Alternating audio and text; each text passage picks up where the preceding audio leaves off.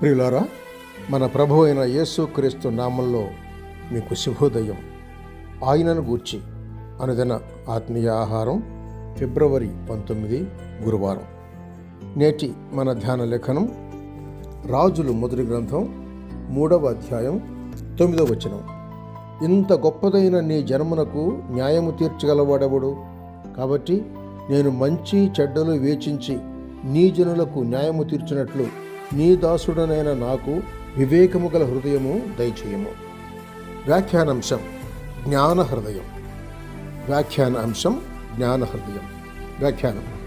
నీకేదైనా పెద్ద కోరిక ఉందనుకోండి, అడిగింది తడువుగా ఇచ్చేస్తానంటూ దేవుడు అభయమిస్తే ఏం అడుగుతావు?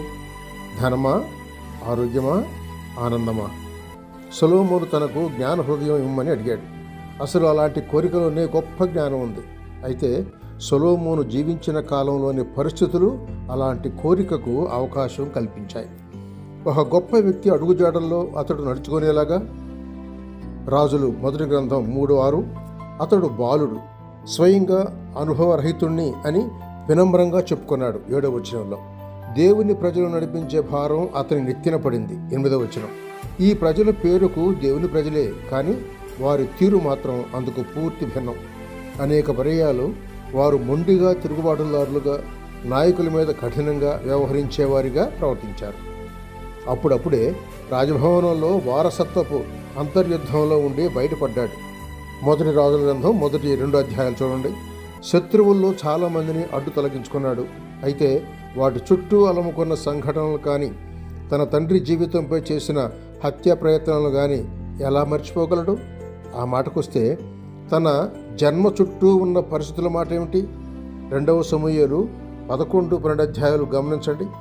ఇలాంటి నేపథ్యంలో నుండి వచ్చిన వ్యక్తి జ్ఞానం కోసం దేవుడిని అర్థించడంలో ఆశ్చర్యం ఏమీ లేదు. అతడు కోరిన కోరిక దేవుడికి ఎంతో ఆనందం కలిగించింది. హృదయశుద్ధి గలవారంటే ఆయనకు ఎప్పుడూ మక్కువే. మత్తయి సువార్త 5:8. సొలొమోను ఊహించిన దానికంటే ఎక్కువ జ్ఞానం దేవుడు అనుగ్రహించాడు. 3వ అధ్యాయం 2వ వచనంలో. దానికి తోడు రాజులు కోరుకునే ఇతర బహుమానాలు కూడా దేవుడు ప్రసాదించాడు. దీర్ఘాయువు, ఘనత, అంతులేని సంపద. 3వ అధ్యాయం 13-14 వచనాలు. సొలొమోను పొందిన వరాన్ని వెంటనే ఆచరణలో పెట్టాడు.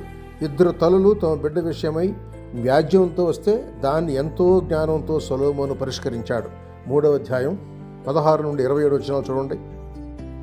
ఆ రీతిగా దేవునికి భయపడి నీతి న్యాయాలు జరిగించే గొప్ప రాజును ఆ జాతి పొందింది. 28వ వచనం. అయితే మంచి చెడులను విమోచించడం ఒక ఎత్తు, మంచిని స్వీకరించి చెడును తిరస్కరించడం మరో ఎత్తు.